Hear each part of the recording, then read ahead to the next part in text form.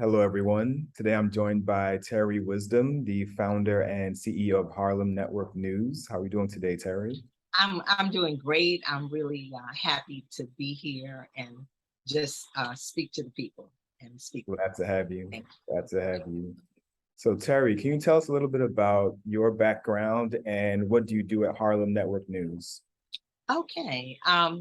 Well, my background is actually in film and television, and I am a Harlem entrepreneur and have worked collectively to do several businesses in Harlem, ranging from guest house to restaurants to media initiatives, and just working in film, independent films, working at all of the networks as a video editor, a film editor. So it's always been a part of my mission. Mhm. And I think that media is so important. It's a line I learned, when I was going to film school, journalism school, and is the media the message or the message the media? And I think that that still remains true. Mm. So Harlem Network News actually started at the onset of COVID. And we had been thinking, my partner and I, and who's really been a backbone and underpinning with me on this project, Bernardo Ruby, at the we had been talking about this project, and he was like, "You got to do this. It's so important. A lot of the Black media is just going flat. We've got to get in there."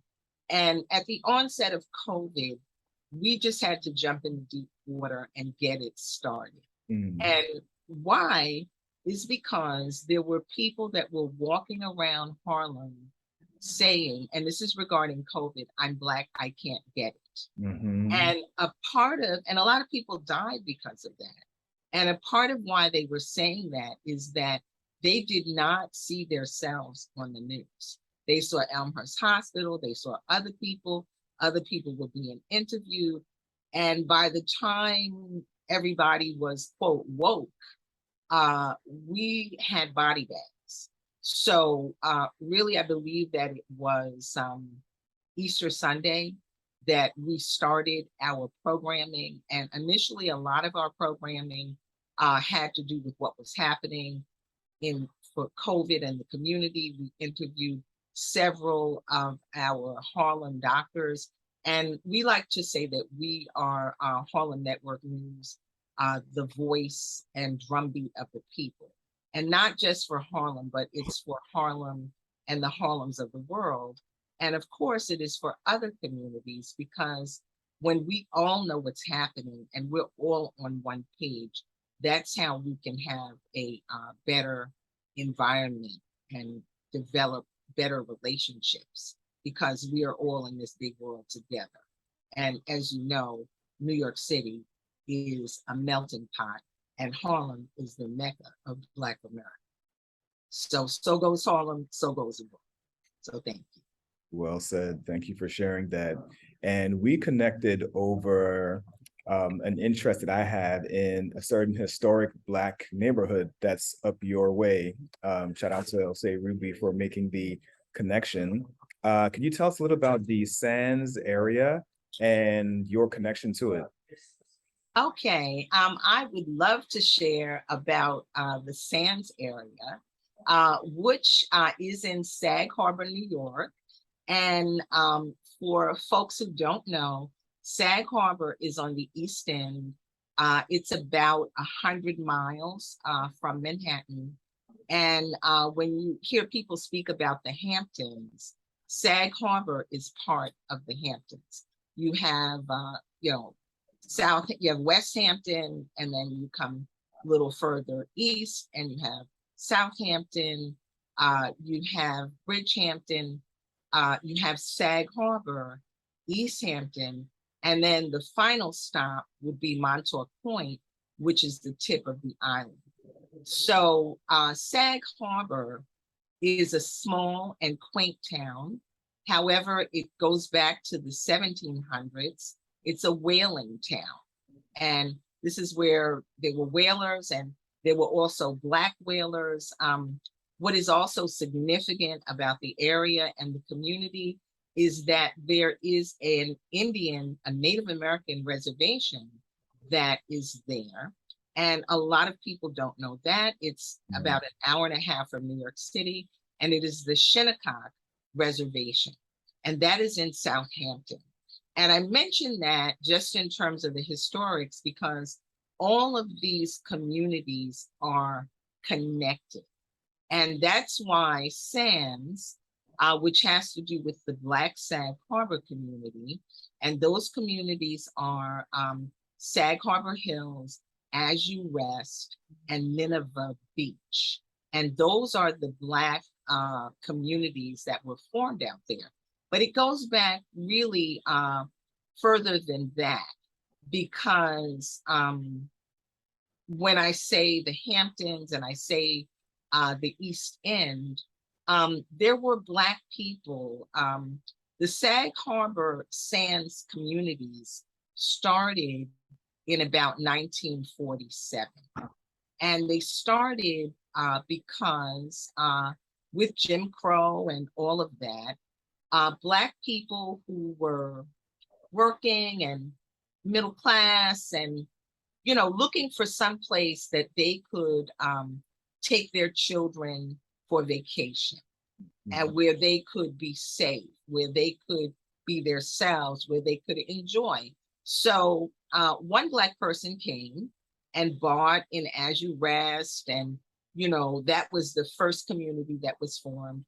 And then the next community that was formed was Sag Harbor Hills. However, just given the systemic racism of our society, once one Black person bought, and the SANS community has the best beaches in Sag Harbor, but once one Black person bought, they told another friend, maybe that they worked with or that they went to college with, you know, as you know, with among Black people, and I won't even just say Black Americans, where Black folks all over the world, there's like 6 degrees of separation.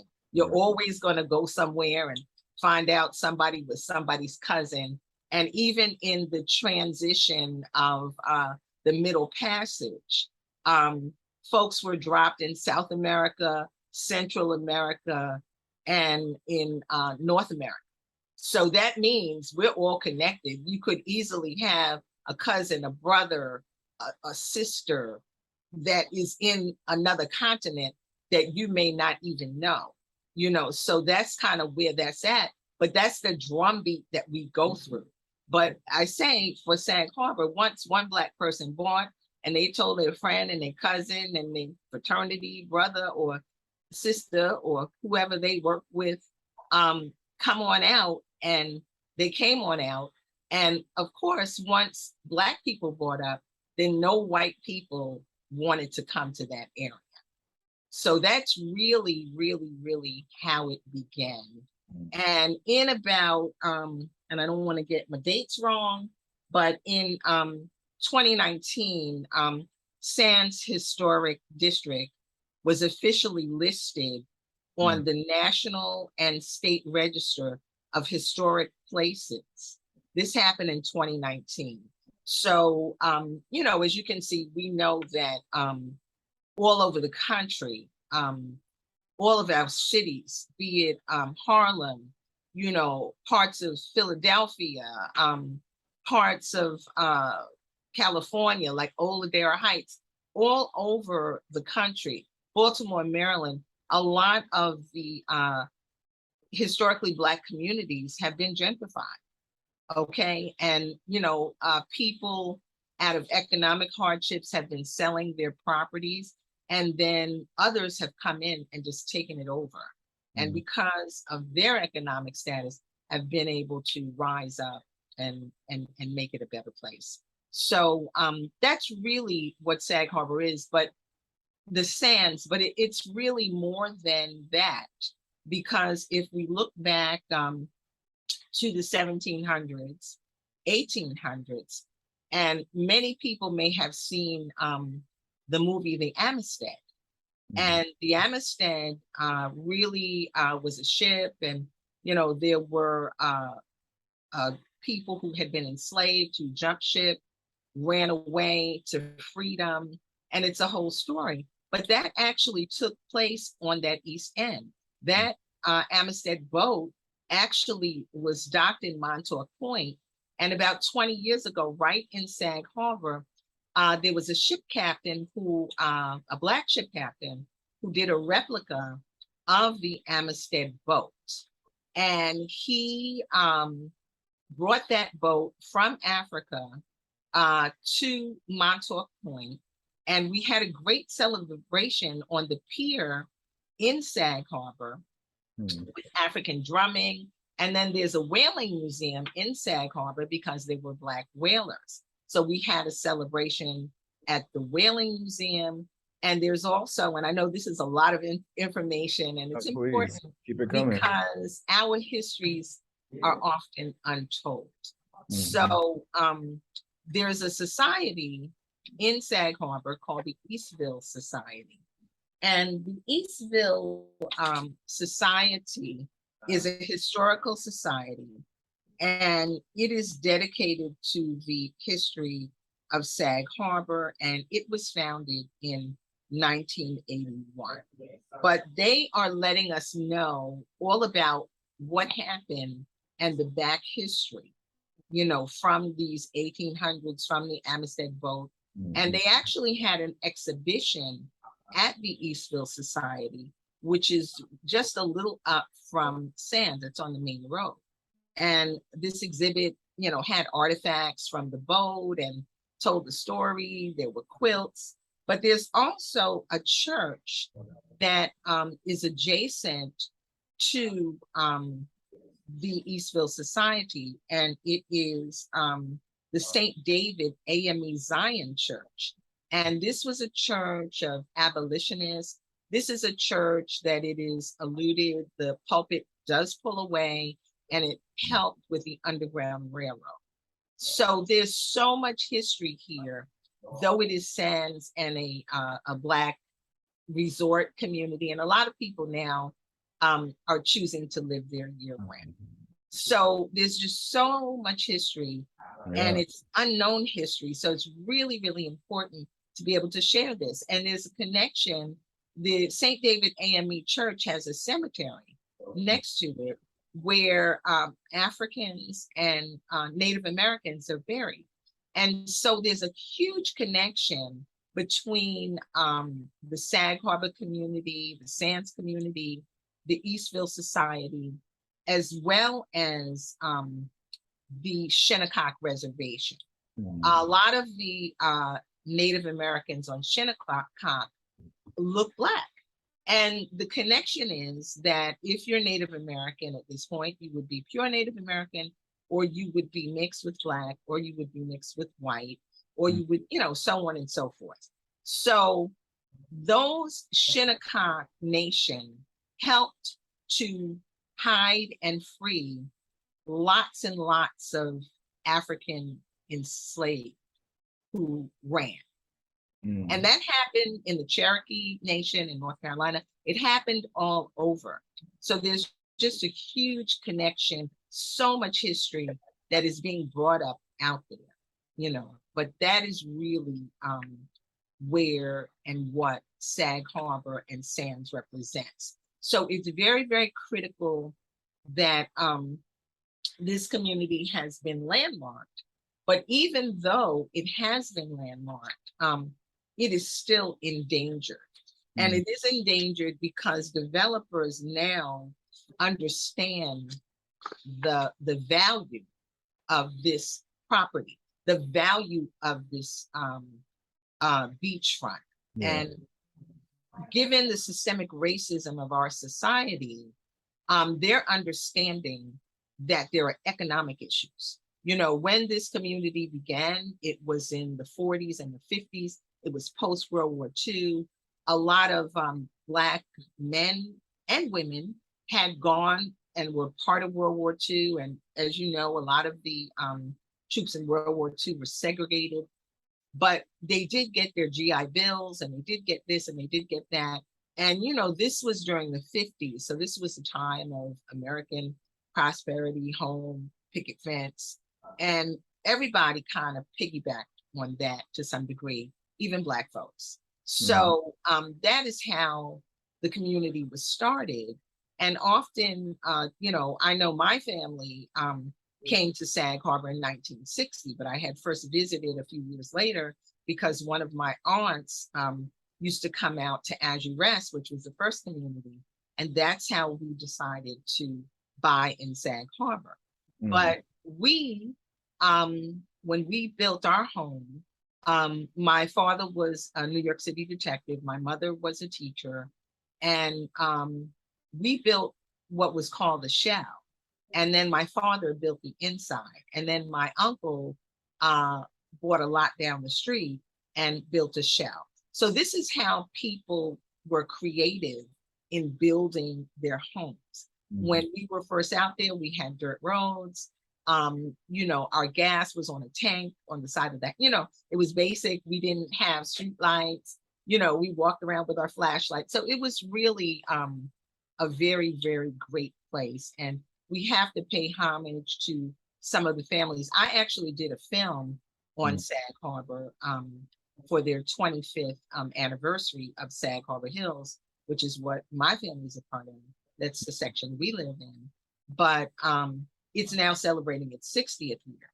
But I did a film about Sag Harbor and just the history and how it started. And there's a great gentleman, Bill Pickens, who has recently passed away.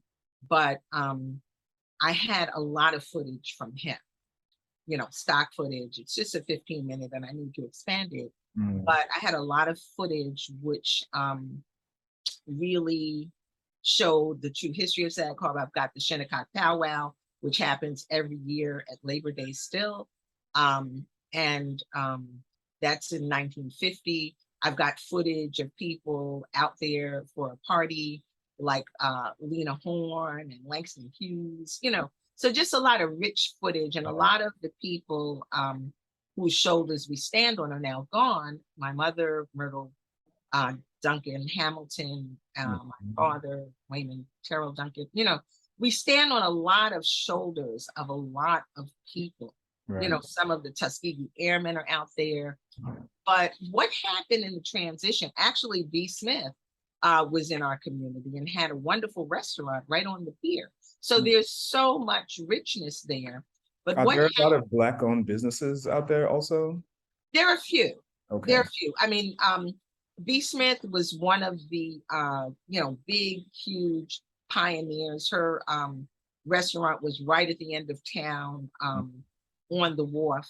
But obviously in 2022, we're facing, as people of color, a lot of economic issues. I mean, I think we even had a club out there. Mhm. And I believe Adam Clayton Powell Jr. the fourth was involved with it. And they had like named people like the Temptations come out and this and that. And now that has gone flat and is a theater. So there are definitely people. In fact, my parents had, my stepfather and my mother had a restaurant right across from the pier. But because it's a summer town, they weren't able to keep it up. But as we get into the economics, we have to understand that a lot of the children of those who built Sag Harbor were not able necessarily financially to keep the homes. So that's some of what we're dealing with. And we're dealing with some degree of gentrification at this point, and predator realtors who are just trying to come in and take it over. And SANS is really is standing firm to hold the community together. And that means working with public officials to assure that zoning is not changed, so that people can come in and build some big condo or something. These are mostly residential homes. Some people's homes are bigger than others, but this is what this is. And, this is our history. This is our culture. We would like to keep it. And then even in Southampton, there are Blacks who work in Southampton. They have a Southampton African American Museum, which exists. There were whalers. there were also sharecroppers who came from the South who eventually worked their way up to different positions and were living in Southampton in a community called the Hill. And that at this point is being gentrified too. Mm, So, there's a lot of history out there. It's a great place. yeah, It's on par with a Martha's Vineyard, but it's not as known to as many people right. as Martha's Vineyard. Yes, there are social activities out there, but it's a more low-key kind of place. Sounds like there's Yes, huge potential there that may not yes, be being realized at the moment. yes, yes. So it's wonderful. And, there's some Blacks who have taken initiative. I know that Marcus Samuelson and his wife from Red Rooster just bought and renovated something out there. So there's activity, but the beauty of it is that it's an I would say, inter-economic community. Mm, Everybody's not a superstar. Everybody's not a basketball player. We have some, it's some people are just regular working people who mhm, know how to put things together. And that's the beauty of the space. And it's also beautiful to have a community, of to course. have history. And there's a great relationship between Sag Harbor and Harlem. Every year, the Eastville Society has an event, Harlem in the Hamptons, and they honor different people, you know. Hmm. So there's a great connection because, as we know, if Harlem is the Mecca, a lot of folks that are in Sag Harbor had their roots in Harlem. Right. So it's a very interesting piece of history. Sounds like it. Could you share your thoughts on the importance of preserving historically Black neighborhoods like this area? Um, I mean, of course, it's critical. I live in Harlem, so I completely understand. My parents' roots are in Harlem. I grew up in Queens, but I have spent most of my adult life Mm, here in Harlem. And I have seen the devastation of Harlem in a sense that the brownstones, the rates for them are like so expensive that they are really out of reach for a lot of the community. The economic disparities are beyond what I can say. mm, And the fact is that different improvements only came to Harlem when other people came, when white people came. That right. is when maybe we got good garbage services. That is when developers decided, okay, we're going to build buildings. And, there's kind of a backstory where they're saying that these buildings are affordable, but they're not affordable for anyone in Mm, the community. So a lot of people are being displaced. That is why you have homeless situations. This is why you have some of the mental illnesses, drugs. People are stressed. yeah. So this is happening in communities all over the world. Okay. All over the world, this is what's happening. And it's very important for us to preserve history, us to preserve culture. What history and culture we do have, we need to know it, we need to preserve it, Yeah. and we need to live it. So, of course, it's critically important. And it's actually a war. It Mm, is actually a war.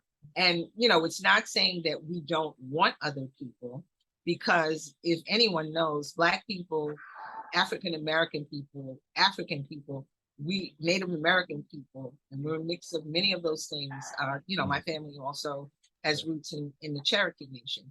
But what we must understand, and I have grandchildren on the Shinnecock Reservation, but what we must understand is that our history is important, that we matter, and we have been some of the most welcoming people in the world, which is how we have lost a lot. It's how the Native Americans were annihilated. It's mm, how Africa is in the state that it's in because, we believed in sharing and community and communal in a lot of degrees. And, this has not helped us. So we have to stand up for our communities. We got to take back our communities, and well, that includes our urban communities as well as our our suburban and our rural communities, Yeah. like a Sag Harbor. So important. And a lot of people don't know about this community. So that's why I think it's very important that we're able to talk on it on like a Shop Black, so people will know, so people can get information.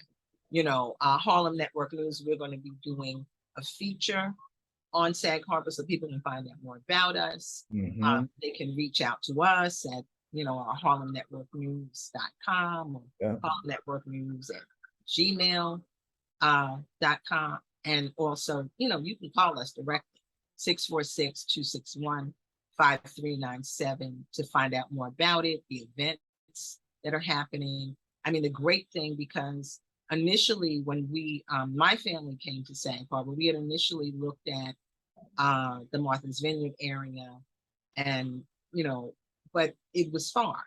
And like I said, my father was a detective, my mother was a teacher, so it was more like we would be there and he would come out on weekends or his days off. It was too far, and that's how we got to Sag Harbor. So it's not far, it's a good takeaway, and we need an infusion of our people to help keep the culture and to help keep our community. Well said.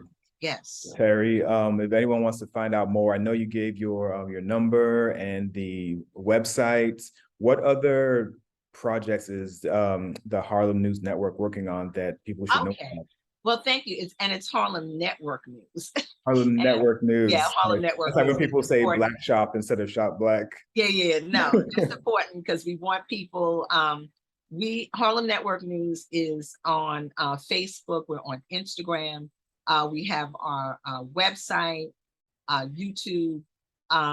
We also on Clubhouse, Twitter, all of the social media platforms. And it's been 2 years. We actually do a program every Sunday at 4. We do specials. And as I said, it started really at the onset of COVID, and we did a lot of focusing on people being informed, by doctors that they could trust, doctors from the Harlem community, doctors from across the Black community, so that they could see and hear from people that they had some trust in. And often, though we're all humans, but the conditions of Black people in medicine may be different than others. As you know, we suffered from more comorbidities, in COVID, which made us more vulnerable. So we had doctors like Dr. Asilma Fergus, who handles the diversity in heart medicine at Mount Sinai, who was talking specifically to what might be happening to us.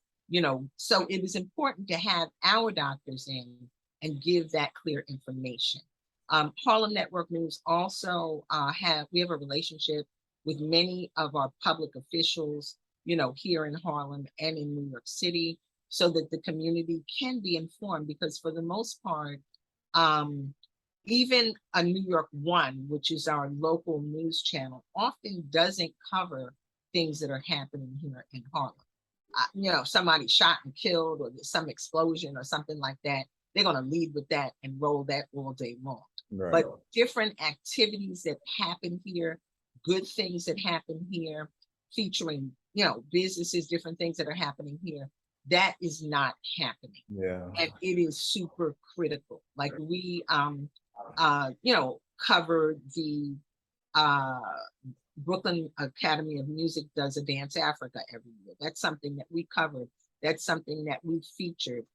Our heroes are not sung about. Abdel Salam, who is now the director of that, along with his wife, Diane, Salam, formerly with Chuck Davis. A lot of people don't know about that. It's an incredible festival. It's been going on for over 25, 30 years. Wow. We covered the International African Arts Festival in Brooklyn. That's 50-something years old. A lot of folks don't know about that. There are vendors who come from all over the world, Africa, Philadelphia, everywhere, and it happens every year, and it has continued to happen.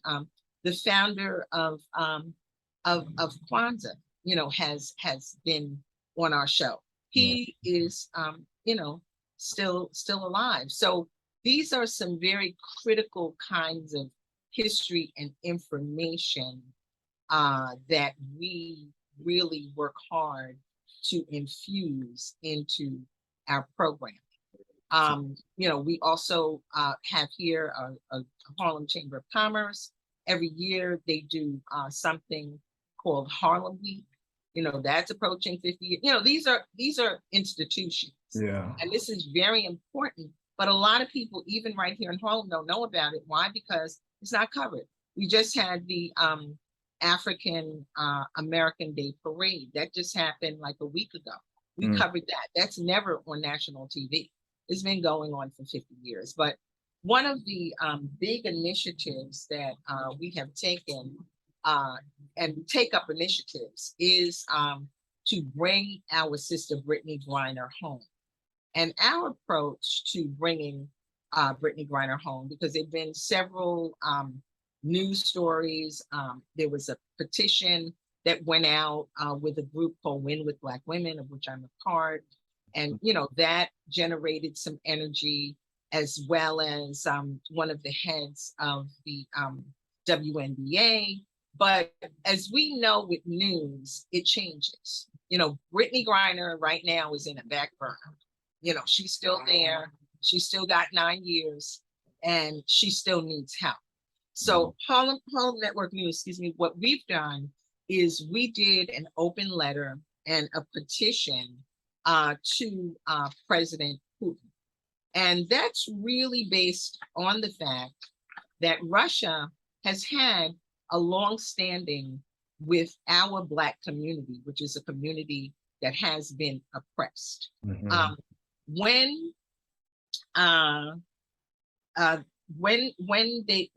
Cuba came to Fidel Castro came to speak at the UN, he had to stay in Harlem at the Teresa Hotel.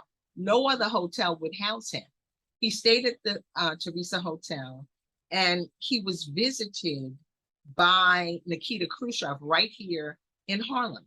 Ho Chi Minh lived in Harlem for a point.